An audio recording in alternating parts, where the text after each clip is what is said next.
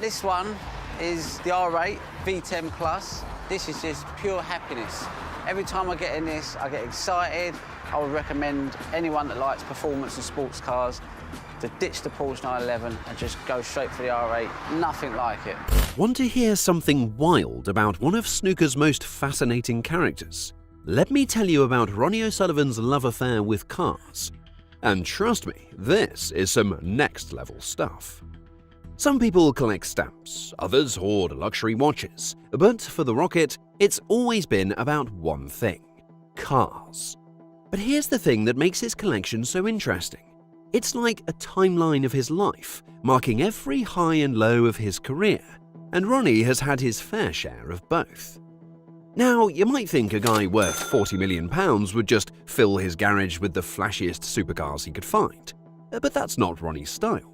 Sure, he's had his fair share of head-turners. We're talking Ferrari 458s and Bentley Continental GTs that cost more than most people's houses. But you want to know what really gets him excited? A family wagon. I'm not kidding. Let's take a trip through his garage, because each car tells its own story. Remember that Ferrari 458? Beautiful piece of machinery. Does 0 to 62 in 3.4 seconds and costs a cool £183,000. Most people would give their right arm to own one. But Ronnie, well, he couldn't stand it. "Not for me, mate," he'd say. "Couldn't stand the attention." That's Ronnie for you, always keeping it real. Then there's the tale of his Bentley Continental GT phase. He actually had two of them, a hardtop and a soft top. Each one is worth about 180 grand, with leather seats that feel like clouds and the engine purring like a dream. But something just didn't click for him. It's like buying those expensive shoes that look amazing but never feel quite right.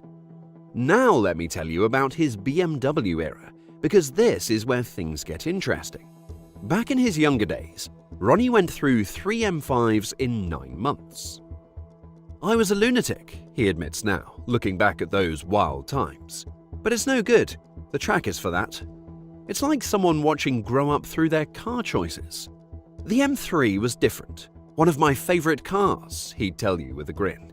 He had a black one, a brand new M-Reg, and loved it so much that he went for a convertible next.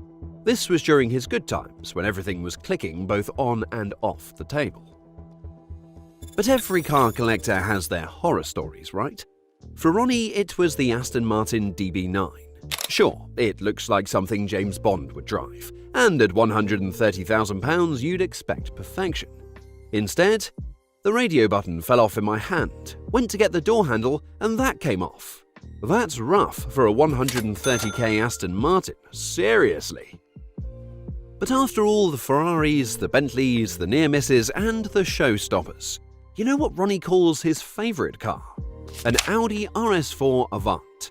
That's right, a family estate car that costs about £71,000. "I love that car, I really do," he'll tell anyone who'll listen. "Pound for pound, it is probably the best car I've ever had. I still get that thrill."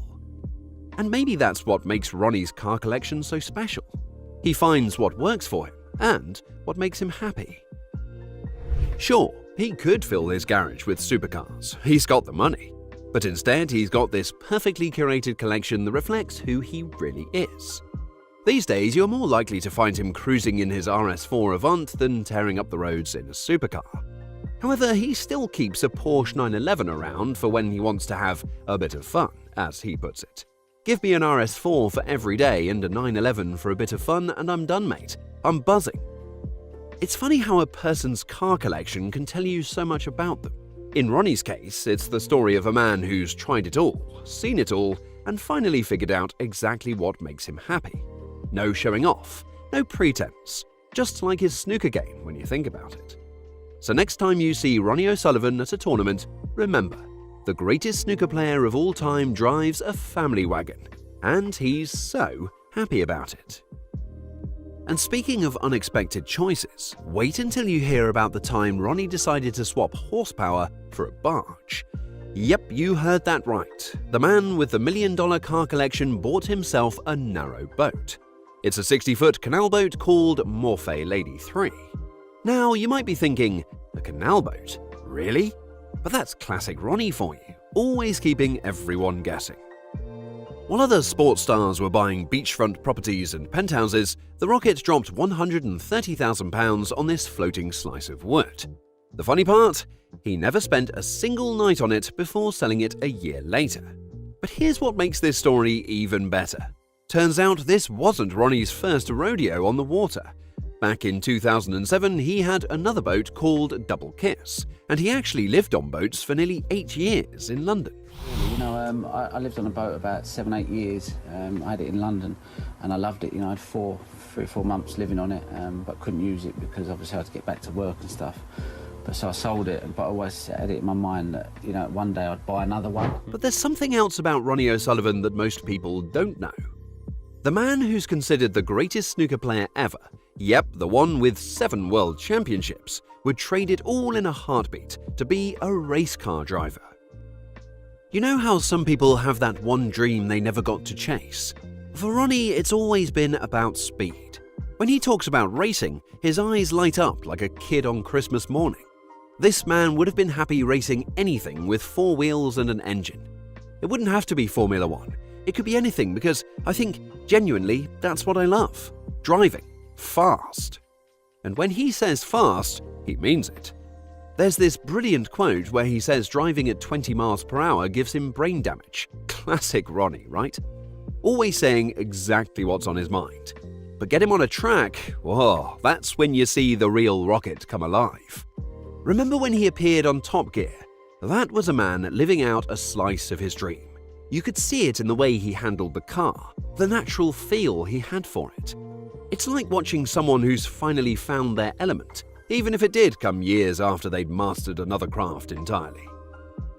It's pretty wild when you think about it. Here's a guy who's achieved everything possible in snooker. 7 world championships, more ranking titles than anyone else, widely considered the most naturally gifted player ever to pick up a cue. And yet, there's this other fire in him, just as intense, maybe even stronger.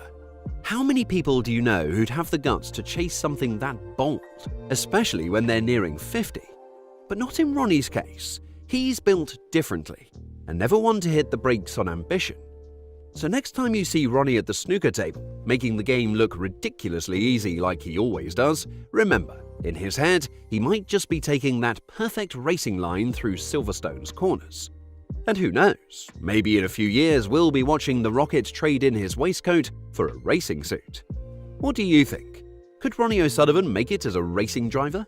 After all, if anyone could pull off a second act like that, it'd be him. That's a wrap for this video. Let us know your thoughts in the comments. For more snooker content, click on the screen right now.